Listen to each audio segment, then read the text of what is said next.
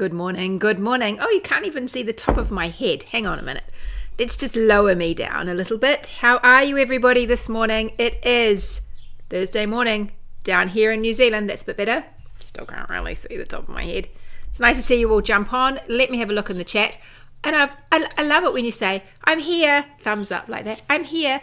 Now, I'm hoping, fingers crossed, that we've managed to go live on both YouTube and Facebook, because the internet was telling me it might not work today, but we'll see. It said you need more bandwidth. Oh no, and someone's accidentally clicked its thumbs down. It's really nice to click a thumbs up instead of a thumbs down. That's all I can say. Here's Facebook. Nice to see you, peoples. Sunny in California. Maureen is on her couch. Hi, Janet. Hi, Michelle in Sydney. It's rain and sun this morning. I think it feels a bit like rain and sun here as well. I cannot stop sneezing. I have been sneezing all morning. I don't know why. My eyes are feeling a bit sore, and and I've just got my hanky because I sneezed 5 times before. 5 times. I wonder if something's come out. Maybe something came down. I don't know. It's just bizarre this morning. Anyway, it's hotter than yesterday in New York City. I just fancy being in New York City today, actually, Yona. So maybe I'll come over and see you. That would be so much fun. Laguna Beach. Well, that also sounds very nice. Sue and Katie. Oh, you're both in California, although I know California's huge. Hi, Linda from Wales. Oh, Lynn is having toast and marmalade with her morning tea. Do you have Seville orange marmalade or grapefruit marmalade or lemon marmalade? I'm curious to know. We planted a Seville orange tree a few years ago, and it's covered with Seville oranges this year, which is the first year we've had a really good crop. Mr. Myrtle is a master at marmalade, and we first really got into Seville orange marmalade when we were in the UK, because at a certain time of year you buy a whole bag. Obviously they can't grow in Britain, but you bought a bag of Seville oranges, and so that's when he started making Seville orange marmalade. And I know here in New Zealand a lot of people make grapefruit marmalade, which is nice, but there's nothing quite as nice as a Seville orange. So we were so pleased to see there are lots on. So I need to get him out there making the marmalade. However, I don't know. I don't eat a lot of toast, so I need to. I just have it as a treat, I think, these days. But it's so delicious. More rain coming later. Well, this is a bit of a pain actually, Ruth, because I have got to do photos today. I have put it off. I couldn't do it. I've got to go out and do some photos for our new Top for Wardrobe toolbox, and I was really hoping that I could do it later today. I'll see. I might be able to dive between showers, and then we'll see.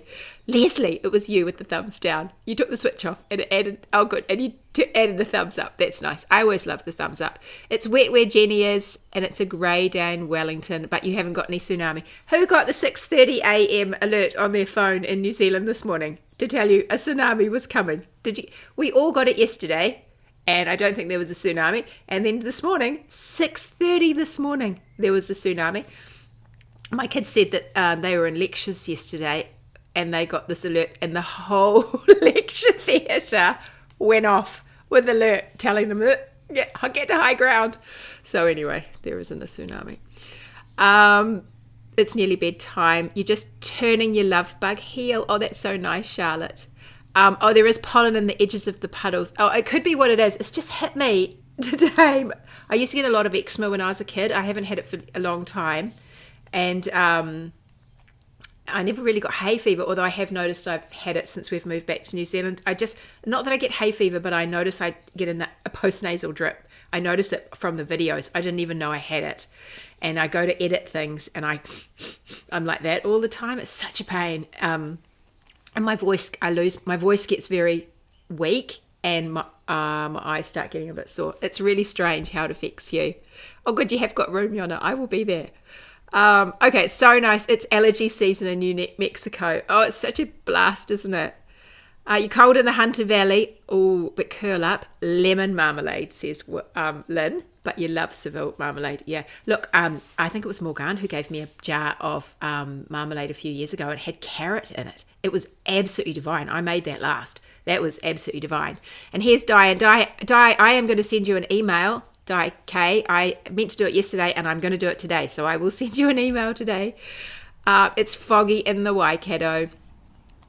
Maureen, you need to knit a whole lot of easy outerwear for your trip to the South Island in September. Well, I think you do. You just need, particularly like things to wrap around your neck and pull on your head, I reckon. That'd be key, as well as some sort of nice chunky things to wear when it's cold. Sounds nice. It's hot and humid in Knoxville, Tennessee. Oh, it's nice to see you, Joy. Alyssa says she loves orange marmalade because she can't have grapefruit with her meds. Yes, that is a thing, isn't it? Not having grapefruit with certain medication. So, Seville orange. There you go. If you can put one in your garden, Alyssa, you might get some Seville oranges in a few years' time. I can't remember where we found it. I don't remember where we bought it. I think we might have just bought it from King's Plant Barn, actually. We saw one and we were like, oh, let's get that and put it in the garden. Anyway, it's just coming. It's so nice to see you all. Yes, a lot of people got alerts during the night. Well, what are you going to do then? That's tricky, isn't it? It's very hot in Arizona. Oh, thank you. Oh, so Lynn's yes, it's Wednesday where you are, Jess. It's Thursday down here. Amanda said they got the alerts on the motorway at peak traffic last night on the way home, and a bunch of people crashed trying to check their phones. Oh no, that's bad, isn't it? That's crazy. You sweetheart, Morgan, you might bring some more. What's my go-to Sunday menu? My go-to Sunday menu. Do you know, I am one of those extremely anal people. I don't feel anal in the slightest, but apparently I am. I do a menu plan every week. I sit down. I really enjoy doing it for several reasons. I have one of those, you can get these, I used to just write it on a bit of paper and bang it to the fridge, but these days you can actually buy like menu plan, and it just has like the days. I like the one that has the days like that. Do I have the days like that? No, I have the days that go like that. I like the ones that go like that. But anyway, I have the days of the week, and then it comes with a notepad, and so I write my shopping list on the notepad. I sit down every week and I write down what we're going to eat for the week. And I have good reasons for doing this. One, well, I was always cooking for such a large family, and so it was really helpful to me when we were really watching our money, which we still are, but everybody is. But especially in those days when I was balancing the whole budget for the family, and so I was making sure because I did lots of baking, and I do pretty much cook everything from scratch. And so I'd make a list, and I'd get my pile of recipe books, and I'd sit down, I'd get them out of the library, and I'd buy some sometimes, and op shops and all sorts of things, and I'd sit down with my cup of tea, and I would go through, and it just meant that I was cooking things that I wouldn't normally go for, and I'd make sure I had the ingredients for it. And so it was fun. I used to really enjoy doing that when the kids were little, and I've just continued it. I've had gaps, but I have continued it over the years, and now I do it because it's so much easier for me and for the kids, because they know, they just look at, rather, what's for dinner? That. You don't have that. They just look at the fridge. Oh, we're having that. Oh, do we have to have that? I hate stew. They say, oh, why do we have to have corn fritters? Stuff like that. So that's just the downside of it, but it's really good. And so I make a list and I pop things in, so it changes. I don't have a go-to, although I was saying to my daughter the other day, we had tacos. I did beef, because we have home kill, we have our own meat, and so we call it home kill in New Zealand, because someone comes to your home and processes your meat and then takes it away, and then you go and pick it up. So we have a lovely old Dutch guy that comes in and does that for us. And so we have a whole steer in the freezer we rotate, we have steers in the freezer. And so I need to make sure I'm using all of that meat before the next one comes. And we've got all sorts of interesting bits. I just noticed the other day I've got some oxtail and beef cheeks. And I said, oh, well, we're going to have a stew this week with oxtail and beef cheeks. And I've got, what else? We have tons of mince. Sometimes we get sausages. I'm not a big fan. I actually don't really like sausages, but sometimes we get sausages. The others like them. And what else? We have heaps of stewing steak. And of course we have all the beautiful steaks. They're all gone now. We eat those kind of soon. But we have all sorts of interesting cuts, shin bone and a tongue, all sorts of stuff like that. So I just make sure that I check and see what we've got, and then I just make sure we're getting through it. So it's good. And it means at the end of the day, when I'm stuffed, I can just don't even think about it. I go and look at my menu. But it does change every week. That was a long answer to your question, Tracy. It does change every week. I often try and do things like a roast, especially these days because we haven't got so many kids at home. I can do a roast and then I save it with the gravy. And then the next day, it's what we had last night, we have reheated meat with the gravy in the oven. And then I just did it last night. I did carrots and parsnip. That's like an old school thing. I haven't had carrots and parsnip for ages. I did carrots and parsnip and this reheated roast and greens. So it's pretty boring these days, to be honest. My meal choices are a bit meat and 3 veg, but it does work very well. And it also means that if someone else sees it and I'm busy, they can get started. So that's quite good. Allergies have been terrible this year, apparently everywhere, not just California. Well, maybe that's me coming. I don't know. Just this morning, sneeze. My nose is dripping. So it could be anything.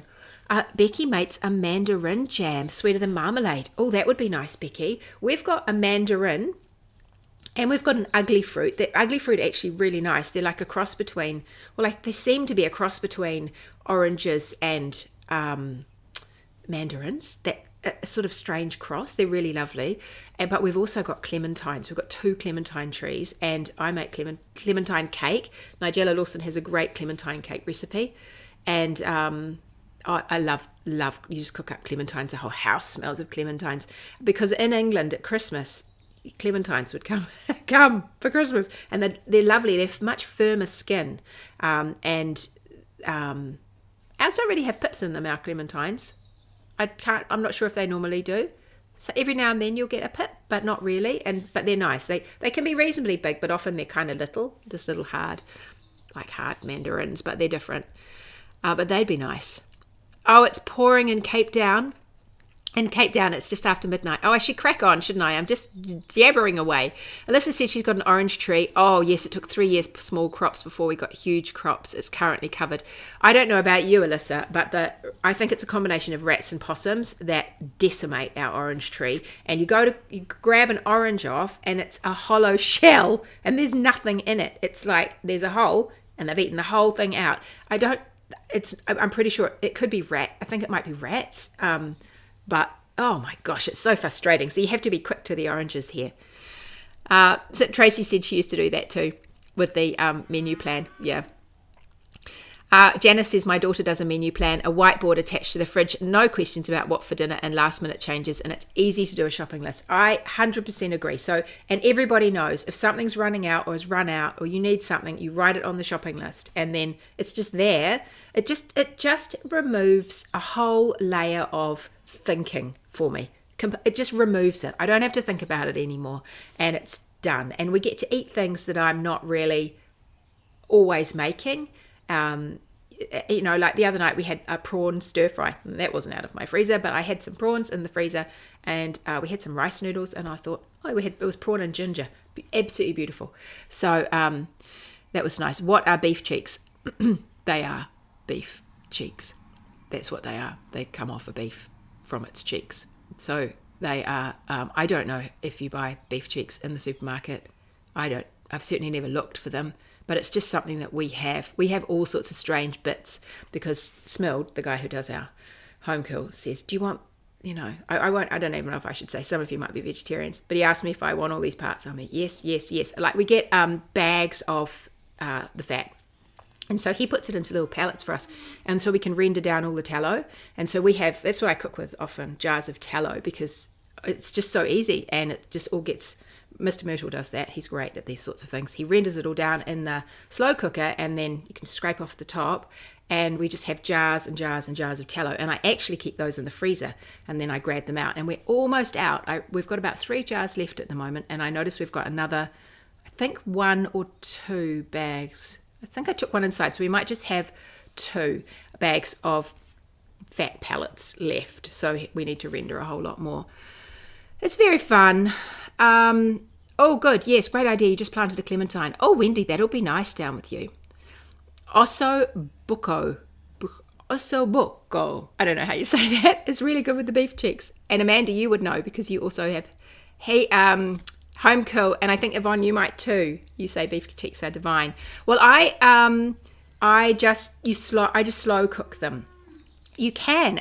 We've actually got one of those barbecues that is a smoker.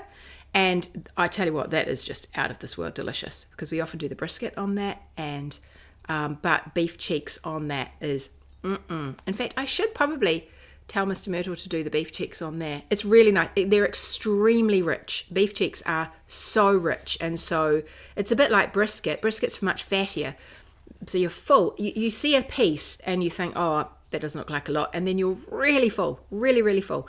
And beef cheeks are the same, but because they're so rich, it's just delicious, but you don't need a lot. Shin beef is so tasty. Yeah, shin beef is interesting because I do use it mostly for making beef stock, and also we give the bones to the dogs as well, but I actually can't stand the smell. The smell is I just find the smell unbearable. I don't know why. But I'll try and use those to I make chicken stock with my chicken carcasses, and I make beef stock. I just love all that stuff. I have always done it, and I always will. I just absolutely love it. It's just how it is. I think I grew up like that, and it's just how I do it. Katie says, I love beef stew. I love to braise it and play with different recipes. I've got several different cookbooks about braising. Oh, you'll have to share some of those, Katie, in the hangout, because I'm always keen to hear other people's stew recipes. Particularly Mr. Myrtle has been making a stew lately, which is melt in your mouth delicious. And the first time he made it on the barbecue, and I actually think that was the best. We have a big cast iron pot, and he put it on the barbecue, and I don't imagine any smoky smell got in, but maybe it did. I think that was the best one, but super, super, super, super, super slow, and it was divine. And he had all these spices and things that he rubbed it in before he started, and he's made that a few times since, but in the oven.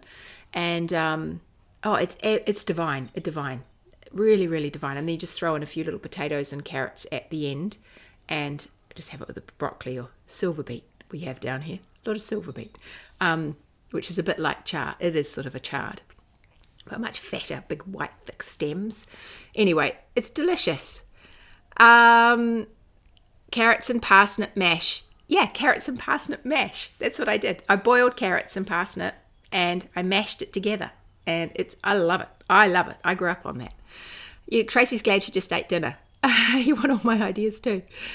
When you're busy, like I am, thinking once a week for the whole week. Yeah, it's really good. It's really good. And I have been very lucky, but my kids are mostly not fussy. I have never made them separate food. I have just suck it up, buttercup. That's what we're having for dinner. So eat it. And they've actually been extremely adventurous eaters. Extremely adventurous. And so that's been pretty good for the most part. There's one that moans about some things, but for the most part, they've been really good. So and I guess I just have been like a zero tolerance about, no, this is what we're eating. And I know it's got a bit of chili in it, but it'll be fine. You'll be fine. So yeah. I know, jealous of all my citrus. Amanda, I look at the South Island and I think it would be so lovely to move to the South Island. I love it down there. I absolutely love it. But my avocado trees, I have 3 avocado trees, and citrus trees, 2 are all the things we have, citrus, lemons. My trees are dripping with lemons. We've been having lemon pudding quite a lot lately. I don't know if I could give up all my citrus and my avocados. That would be really tricky. And Jean says, I think possums eat the skin of the oranges. Okay, so it probably is. I think it's probably rats that are getting in.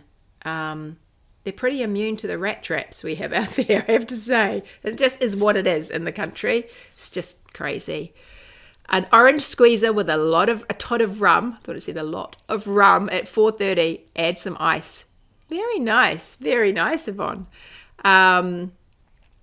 Yeah. Oh, the same thing happens to your lemons, Tracy. You think you've got a lemon, but you don't. Well, so far they have just been so obsessed with my oranges and my grapefruit that I think their lemon tree is pretty safe at the moment. And Claire said it's possums eat the citrus and leaves attached to the tree. Oh, it's such a pain. Someone who imagined them with gin and eating her lemons on the tree. Oh, yes. Okay. Katie says I'm a recent convert to tallow and it's amazing. I know. It's divine. It's divine. My roast potatoes have never been the same.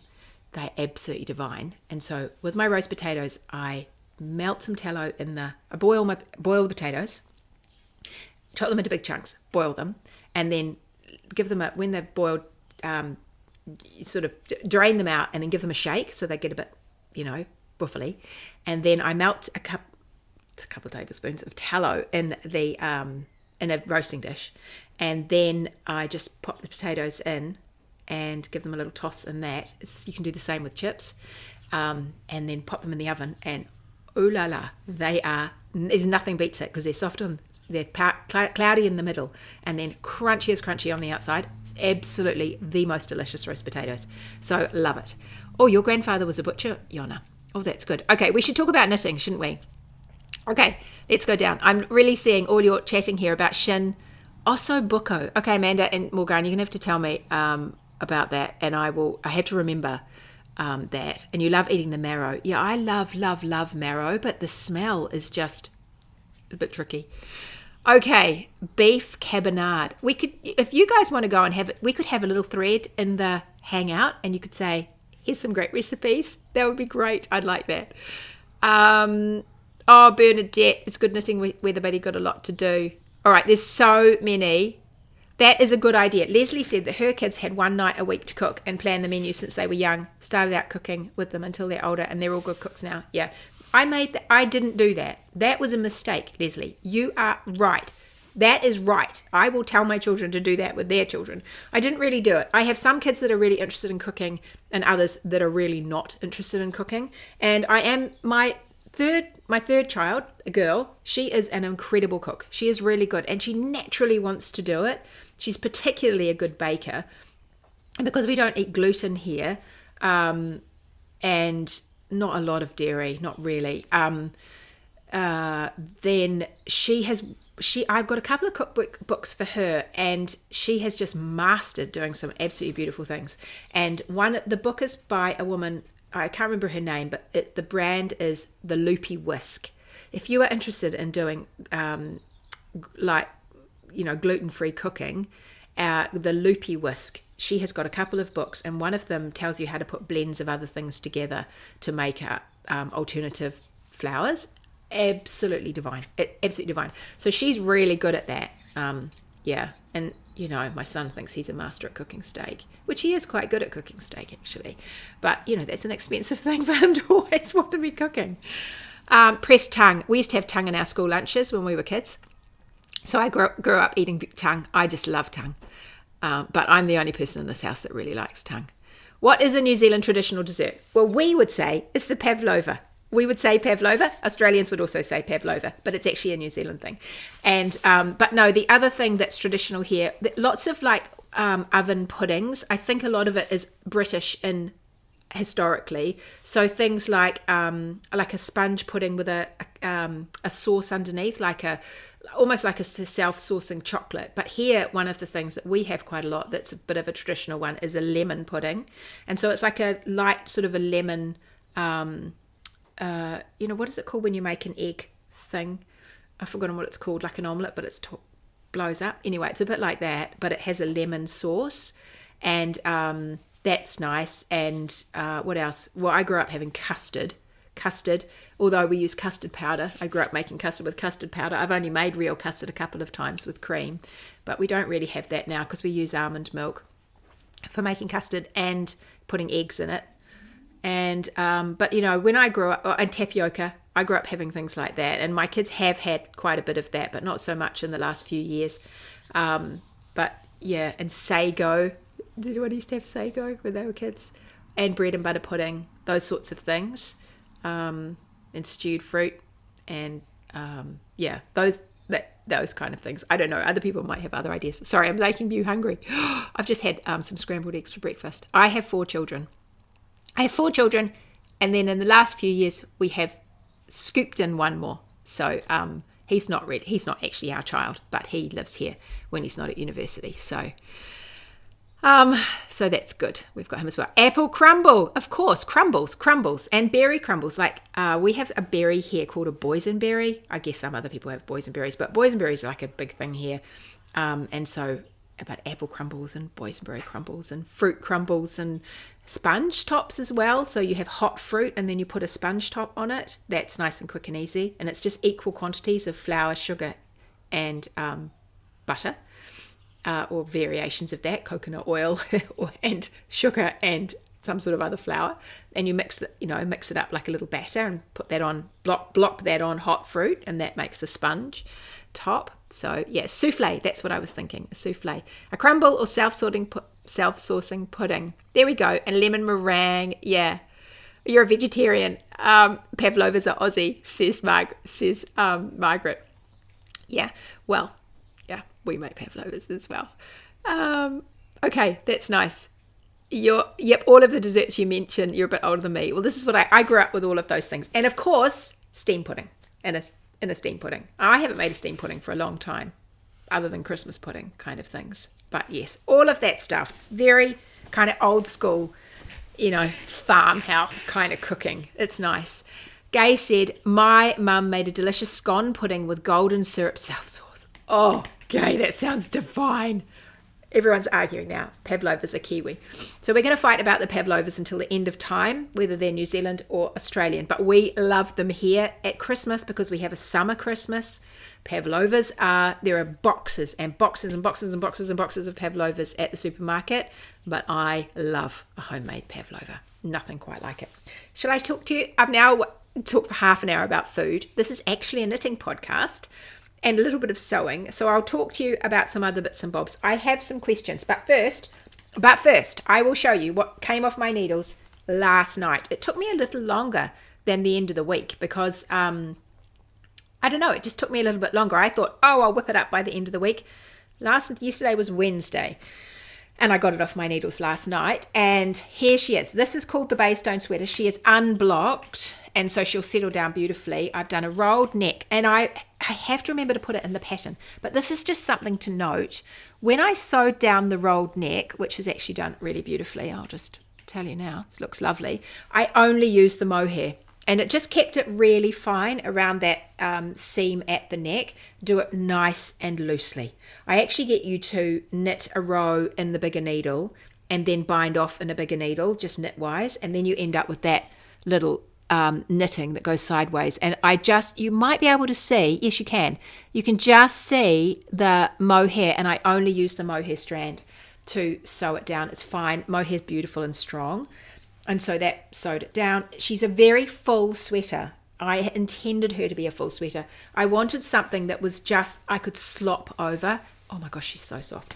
So the sleeves are, I think the sleeves are pretty fabulous. When she comes out, I will talk to you about sizing and modifications and all of that kind of thing. But at the moment, there she is. So the bottom looks like it goes in, but I'm actually going to block it.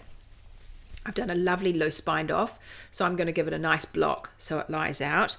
And I'm going to block her to shape to size. So what I do is I get my measurements. I've told you this before, I think. I get the measurements from the pattern for the size I've knitted or any modifications I've made. That's why it's good to make your own schematic. And I have those next to me. And I have my mats. I like those spongy. I've got them down there, black. Those big garage carpet mats, which are actually foam, that jigsaw together. But they are not great. They're okay, but I feel like I was talking to Mr. Myrtle about it the other day, and he's an engineer, and he was telling me, those just don't. He said a towel would be better. It's like pulling the moisture away. I like the mats, but maybe I could do a mat. Anyway, whatever. I turn it over halfway through, but you can find it wet underneath, so I flip the foam, lie it down. That's how I do it with jumpers. But I'll lie it out and I'll have my tape measure and I'll refer back to the measurements and I'll just make sure this is blocked exactly to measurements. There's a bit of alpaca in this. I could easily wet it and block it, and if I wasn't careful, if I didn't kind of hold it together and block it to measurements, this could grow because of the weight of the alpaca in it. So I am going to very carefully block it. It's got a lot of wool, and I'll tell it what I want it to do, and then it will hopefully do what I want it to do. So look, it's just lovely. I've just noticed there under my arm, I didn't do any fancy business under the arm, but I might just do a duplicate stitch there. Can you see? Under the arm. See that? I'm not a fan of that. I did a good job on the other side, but I think I might just do a duplicate stitch there. I just do that, I'm trying to pick out little things. Anyway, I'm so pleased with her. I know she's beige, but I actually just love it. So soft. It's covered in all these little blotches of color all the way through, and I actually used a sport weight yarn from Manos. And I just remembered I need to put the correct color in the pattern, and I used a mohair silk from Yarn Floozy, which it's pretty much the same color, but it just had these little spotches of color through it. So it's about to head off to my testers. It's all ready for my testers, so I just need to weigh her and do the yardage and stuff like that. So I'll do that. That can go off to the testers in the next couple of days, and I'm thinking I've got a lot on, and so I've got a pattern that's coming out next week for you. I've got this little cowl and hat set that is coming next week for you, so keep your eyes peeled. And then I have got a shawl, another shawl that's coming for you soon, and then we're going to have Socktober, and I will have at least 2 new sock patterns. I'm going to try and have a third, but we'll see how I go. That will be in around October. Wardrobe Toolbox doors open kind of towards the end of September. See, there's a lot happening. There's a lot happening at this time of year. I was thinking I'd give my testers a good amount of time because I've got something else I need them to do as well. And I was thinking the Northern Hemisphere kind of maybe November. Does that sound all right? End of October, November. I'll have a look at the calendar. But I think that'll work out well for time. In the meantime, there are other things to do. So, she'll be out this year, definitely. And for those of you down the southern hemisphere, you can knit her for next winter. And for those of you in the northern hemisphere, she'll be perfect for winter, which will be so good. Yes, you've finished. Amanda is ready for it. Yeah, it'll be ready. I will sit down. I'm going to try and do it today because I've got other things I want to do tomorrow. So I'd quite like to do it today. Everyone's just saying that yarn is coming today for my test. Brilliant. And we're still talking about, oh, good, you got the book. The Loopy Whisk book, she has 2, and one is recipes, and the other one is recipes, and it's got a blue cover, and it's got all of the blends you can make. It's like much more scientific, and she tells you why and how and all of that sort of stuff. So we've got both. I have got both of those for my daughter for various birthdays and Christmas. They're really good.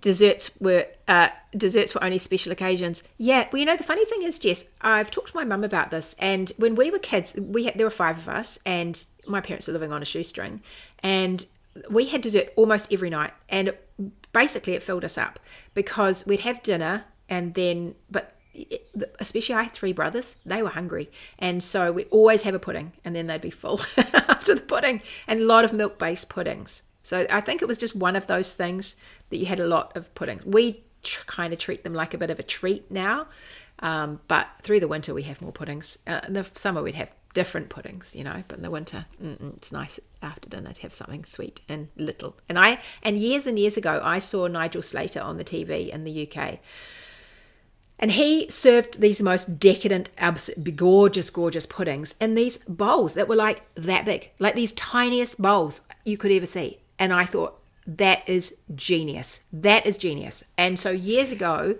I bought, my mum was visiting actually, and we went around lots and lots of op shops, secondhand shops, and we bought sugar bowls.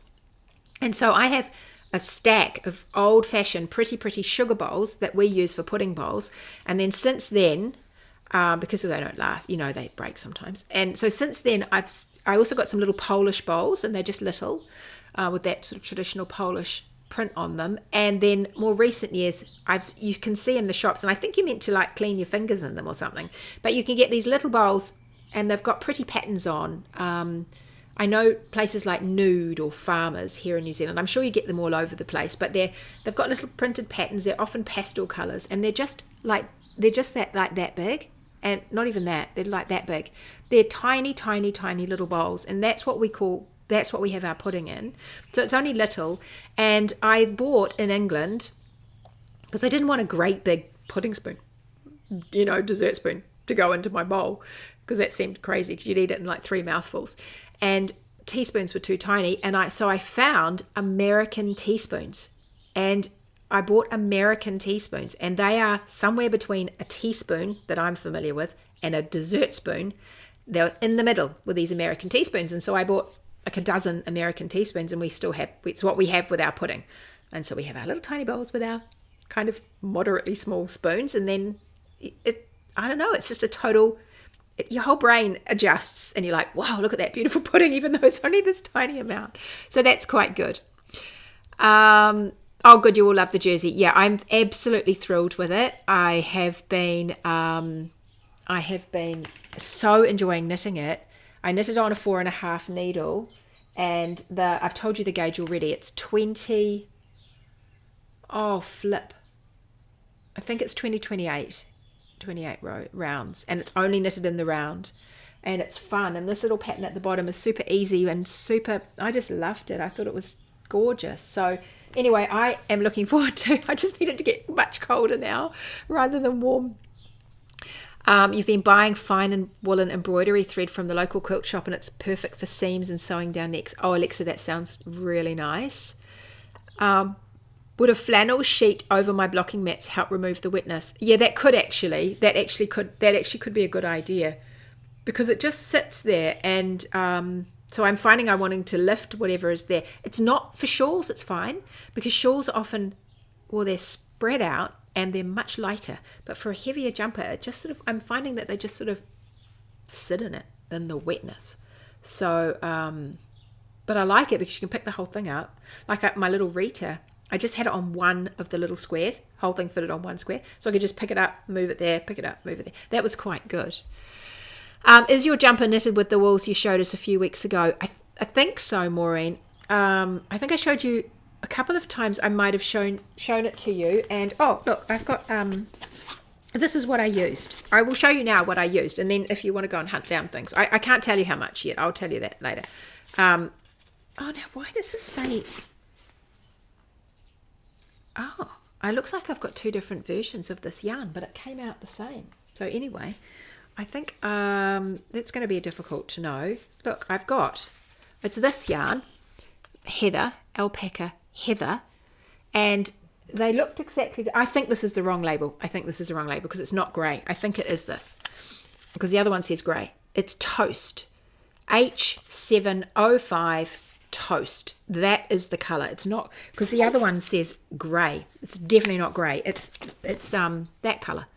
It's Toast, right? It's a real earthy, it's a putty colour. It's lovely. So you can see a bit of the alpaca in it. It could be a bit of mohair from in the bottom of my bag, though, to be honest.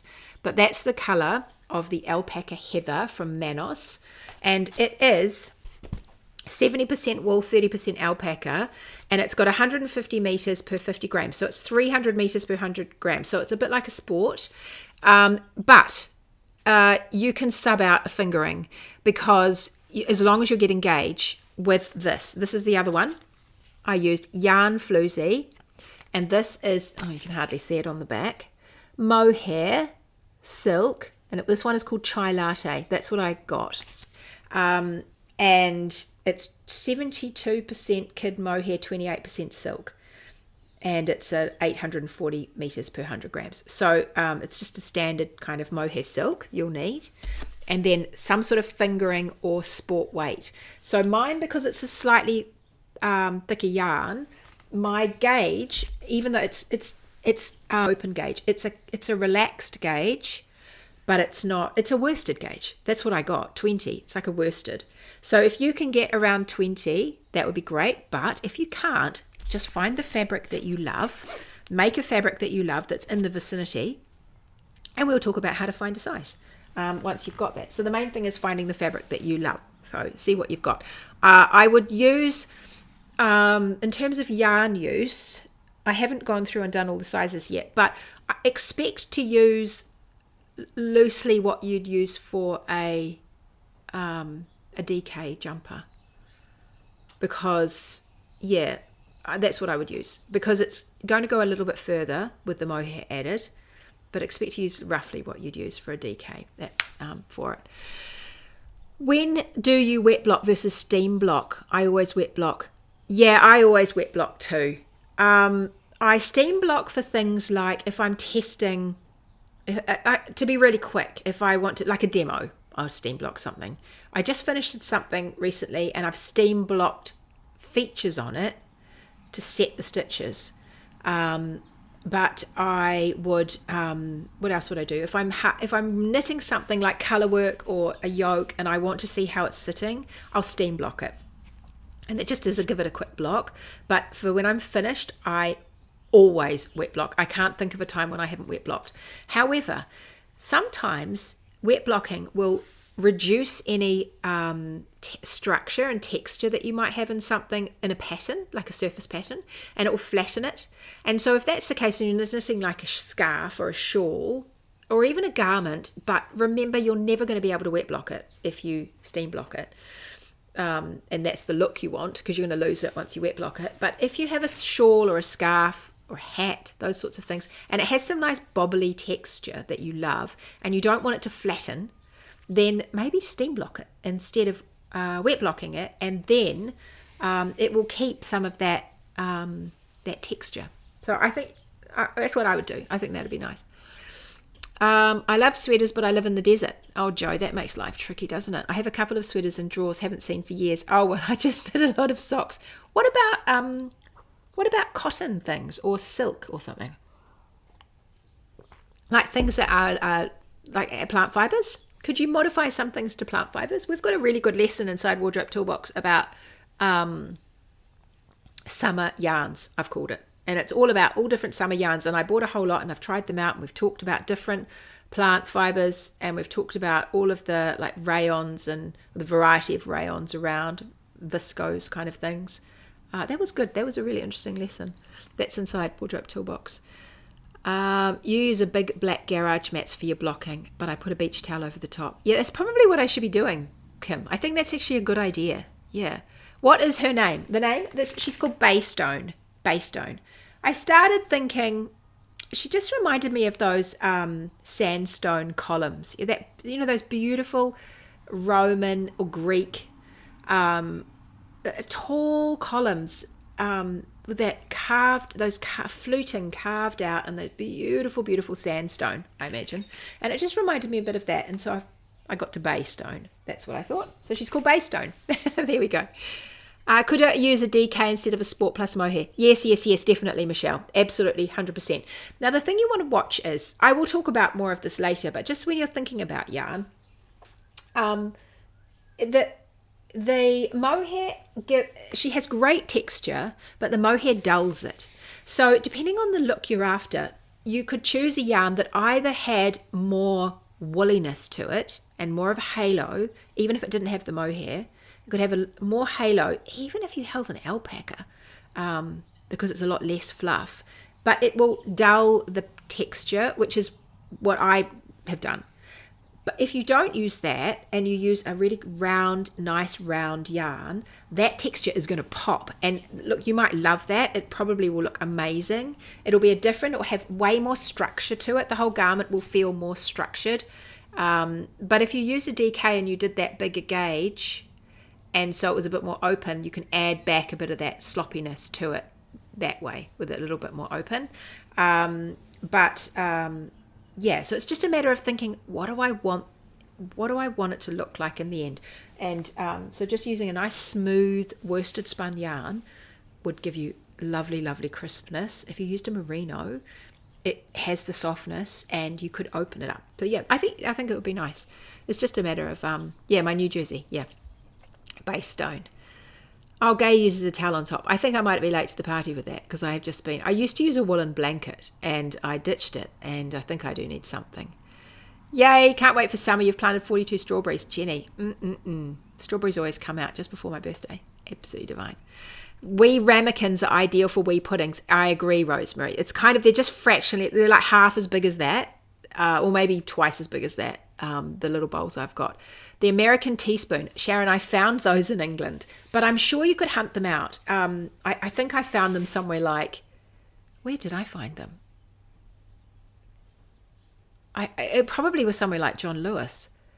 I think, because I got them when I was in Cambridge. So It would have been somewhere in Cambridge. Unless we were in London, I went somewhere like Selfridges. But I think it was somewhere like John Lewis or Kitchen. I think it was somewhere like John Lewis, probably. But I'd hunt around. But they are bigger. They're like about that big. They're like parfait spoons, the size of a parfait spoon, I think. Which, you know, and they're just little. We just got stainless steel, and they're nice. They're just nice. I didn't realize Americans had different teaspoons. You guys, I had no idea. But they were good. Ramekin is what you had. You grew up in a dairy farm. Parents milk cows all year round, milk from the vat and pudding every night. 5 children, 3 brothers and 1 sister. Oh, that's the same as me. 3 brothers and 1 sister. That's what I had. There we are, Tamsin. I didn't know that. Little bowls of ramekin, and the larger ones are called monkey bowls. Oh, there we go. Well, I must have a whole lot of monkey bowls / sugar bowls. The rest of the world has different teaspoons, says Katie. I'm sorry. I love the American teaspoon. It's a Goldilocks teaspoon for dessert. Bingo. That's exactly what it is, Katie. Oh, no, we don't have those spoons. We definitely don't. Our teaspoons are that big, whereas an American teaspoon is about that big. It's like half as big as our tea. We have teeny teaspoons because we have tea. And you stir them. They're just tiny. My kids, when they were little, they used to like eating pudding with a teaspoon. There's something about a teaspoon. I think a lot of kids do, because I think it just takes so long. And so they just have these tiny little morsels with the teaspoons, and it makes pudding last forever. But no, we have teaspoons. And then we have dessert spoons, which are like that big. And then, of course, we have soup spoons, which are round. And yeah, we don't have those. We definitely don't have those. Is the weather going to be at Wardrobe Toolbox? It's going to be beautiful. I'm going to take my jersey, but I think it's going to be just too hot. I end up wearing short sleeves all the time when I'm at August nights. Oh, is the weather going to be? Oh no, I got confused. I was thinking Cannes, and you've said Wardrobe Toolbox. This one is not for Wardrobe Toolbox. This will be for everybody. So if you want to get a discount when it's released, make sure you're on my mini mag list. And you just go to Wardrobe. No, you don't go there. You can go there, but don't go there. Go to truelymyrtle.com/mini-mag, and then you will be able to get a discount when it's released. That's what you should do. Oh, thank you. Yes, Valerie, I need to go on. I think I'll put a cold flannel on my eyes. I actually think it could be my makeup too, because sometimes I just really react to my makeup. Such a pain. Well, I cardiganize her. Wendy, I could tell you how to do it, I think. We could though. Oh, look, I've got so many other things to do, but I'll put it on the list of, perhaps I'll put it on the list. The Splendor yarn from Burnt Hill with the possum in it gives a beautiful halo on the haberdasher street. Actually, that would be a nice yarn, Gay. That would be a nice sub. It would be probably exactly right for gauge. It might be slightly denser than what I've done, but yeah, it'd be lovely. Okay. Yes, a teaspoon is 5 mils. That's right. A dessert spoon is 15. And so an American teaspoon must be 10. That's my guess. Okay, I've got other things to talk to you about, and it's nearly 11 o'clock. Oh my gosh, I've yapped on. What was I going to show you next? So I've showed you the jumper. I have some questions to show you. First I'm going to show you what I'm going to wear over my top when I nip out. I was sorting out all my shawls the other day, and I've had a massive tidy up in here. Massive. I had such a good time on Friday and Saturday, and I just tidied my entire studio. I've sorted out so many things. I'm actually going to show you in a couple of weeks. We're going to go over there and I'll show you what's happening. But I sorted out all my patterns, and I was thinking of having a sample sale of some of my garments. So let me know if you'd be interested in that. I've got some shawls and some garments that I'm thinking. I'm going to let my girls have a look first to see if they actually want any of them. But otherwise, I might put them on my website. Because I've just got so much stuff here. I've got so much stuff. And I thought, anyway, I went through and I thought, I haven't worn this one for ages. And I grabbed her out this morning because I thought, actually, I'm going to put this one over. I'm wearing Saoirse, the little top I'm wearing. It's called Saoirse. I love this top. I was thinking this morning, I know for some of you, you think the neck might be too big on you. I love this neck. I love it. It's not too hot. It's just nice. I really like the neck on it. She's got a raglan. She's got a pretty little pattern down the side, nice little hem at the, a little 3/4 length sleeves. She's got A-line shaping, little tiny hem at the bottom. I tuck her in, you can't see, I tuck her into the front of my trousers. I got a little belt, and she's so comfortable. The yarn I used is from Happy Go Knitty, and it's Mardi, which is a yak. I I think it's got yak in it. I think that's the dark, and it's a beautiful high twist. I think it's got a bit of silk in it and merino. I think it's yak silk merino, but it's super, super, super high twist, and it's super wash. No pilling at all. It's just really bomb-proof, this yarn. It's absolutely lovely. Anyway, I grabbed this, and I thought, oh my gosh, I haven't worn this one for ages. I really like this shawl, and this is called Iron Sands, and she's an asymmetric shawl.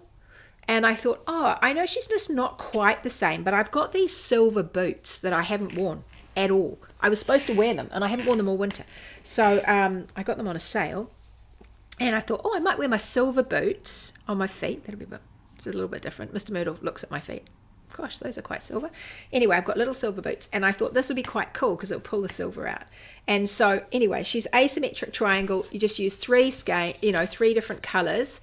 She's got some nice little slip stitches down here for those little window panes at the bottom. She's got a flounce at the bottom, and just plain. She's just plain, but she's fun. She's really fun. So I've got her that I thought I'd just put around my neck to stay warm.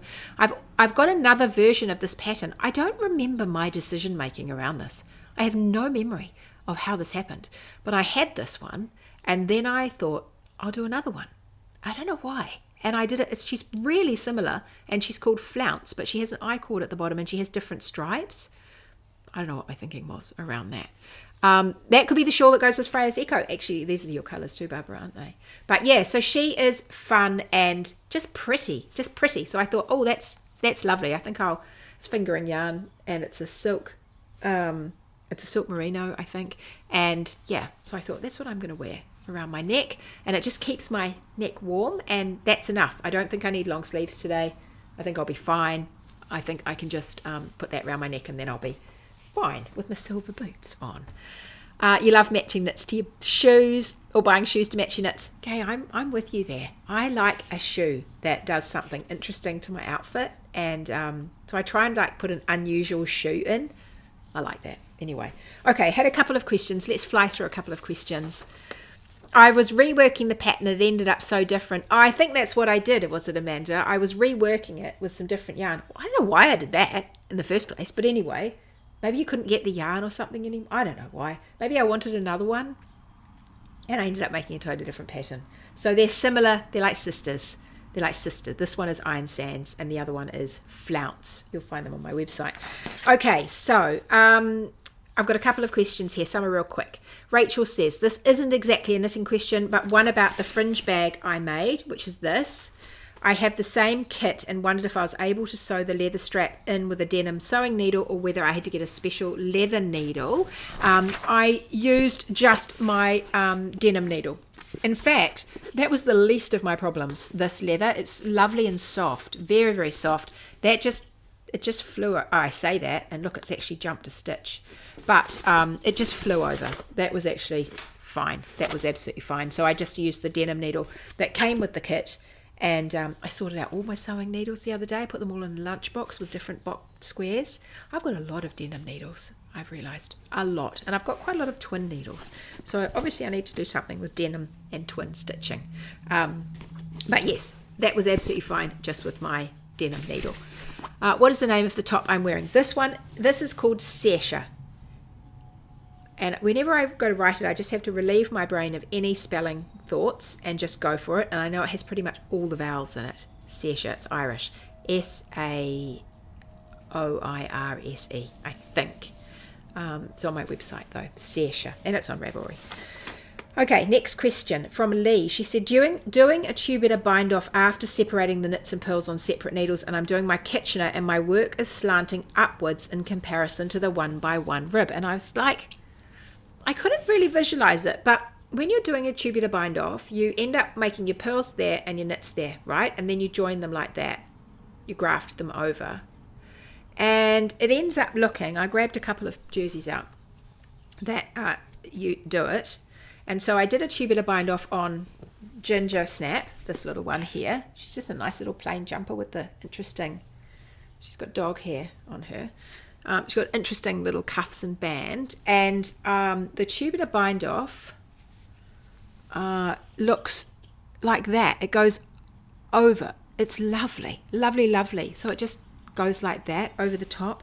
And I was inspecting it to see what happens. And just can't quite imagine it. I'm just wondering if your knits and pearls, are they mounted correctly on your needle? That's what I would double check. Make sure they're mounted correctly, and when you go into the stitch, you're not accidentally twisting it, because that might make it look like it goes up a different way. But then I have actually done this with twisted stitches. Did I? No, I didn't in the end. I tried it with twisted stitches and it didn't work. It looked better just doing the plain, even though the bottom was twisted. It's also on the Ginger Bliss cardigan, which is her sister. This little cardie here with that nice little shoulder. Lovely. Love this one. I wore this one recently. And the same here, but this is finer, so it's more tricky to see. But you just go up and over. But I can't see. Yeah, I'm just unsure. I might need a photo, Lee, just to see what you mean. But your work is slanting upwards in comparison to the 1x1 rib line.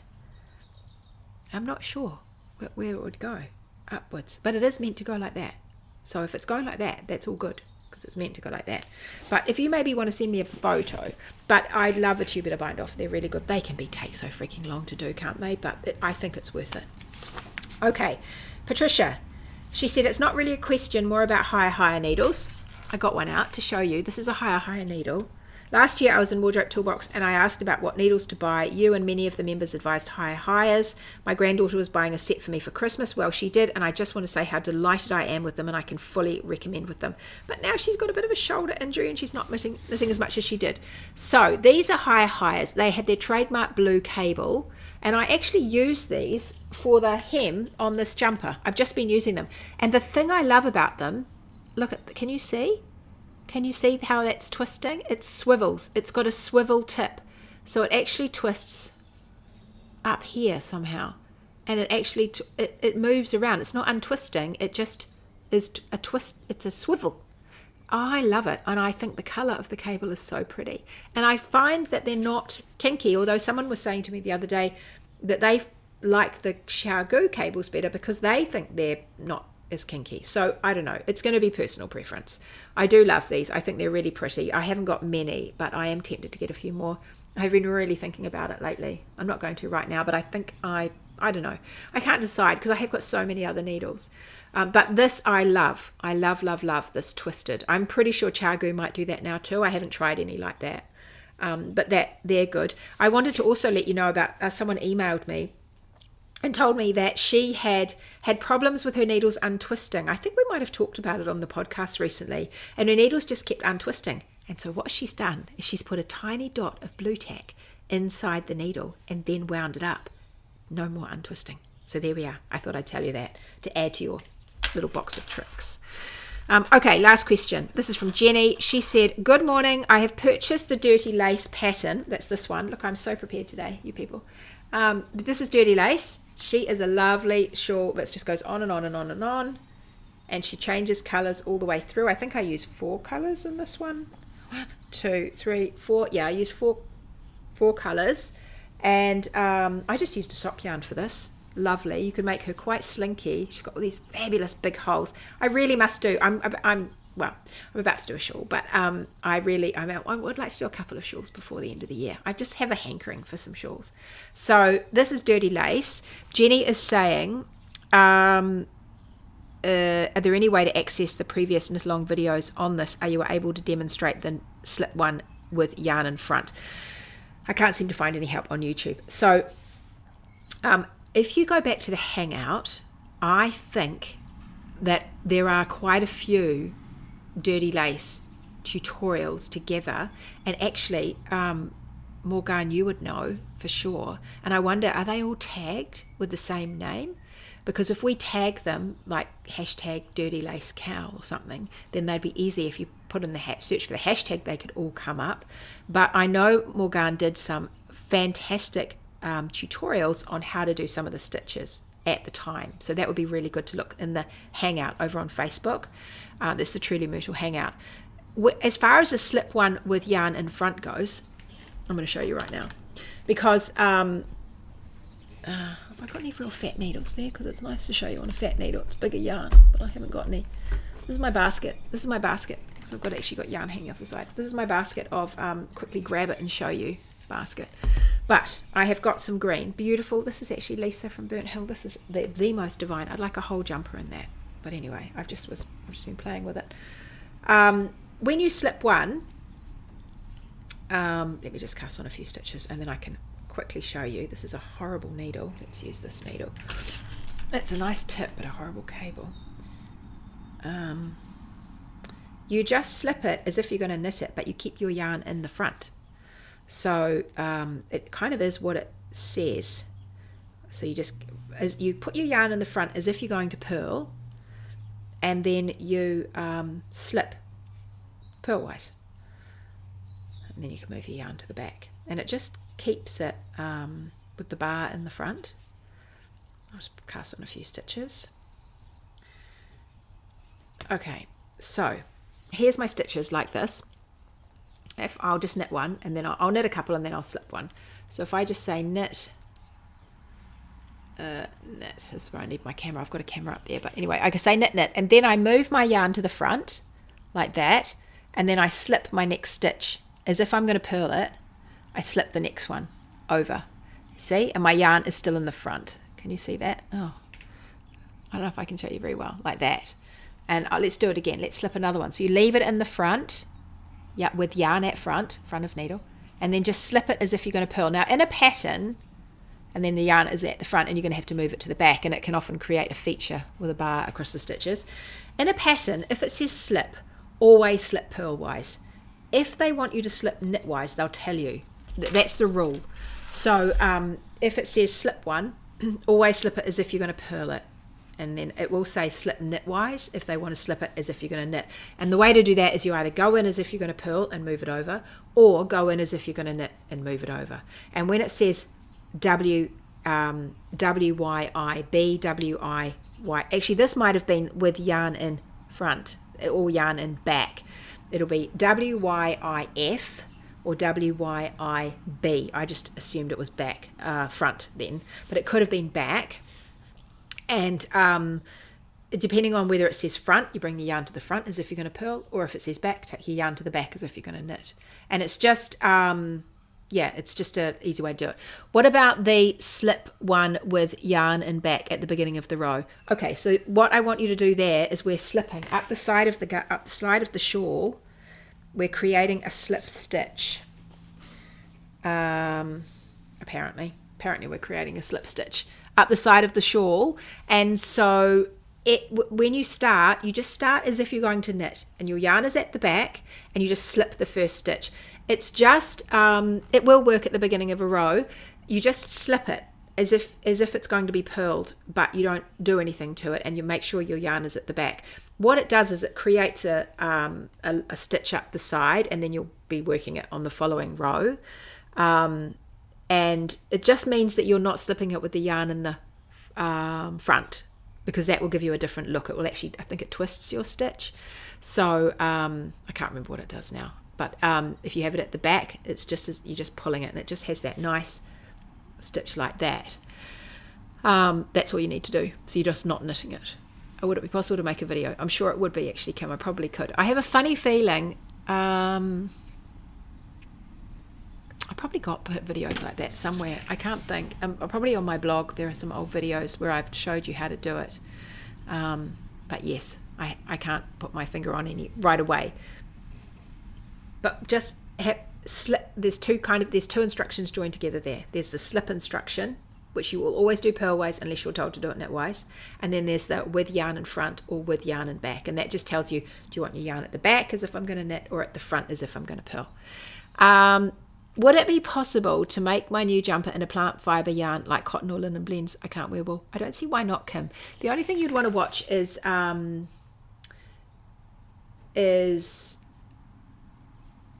that it doesn't go down by your knees, because there isn't a heck of a lot of structure in it. But I think, and it's quite big, so we want to be thinking about size and how baggy you want it, because you might end up with it going like that and just really collapsing on you. But I think that there must be a way of doing a blend so that you can get the benefit of, like if you did a cotton linen blend, the linen wants to drop and the cotton wants to spread, and so maybe together they'll kind of balance each other out, or put something in like a viscose, like hold something with a viscose or something, so that it has the slinkiness which cotton has, but it doesn't have the weight. Cotton's very heavy, and so it's quite a big garment, and so it just get heavier and heavier. I'd want to lighten that up a little bit, I think. I'd have a play around. You know, the other yarn that's out there at the moment is lyocell, and that is like a eucalyptus-y base. That, if you had something with a bit of that in it, it would be nice.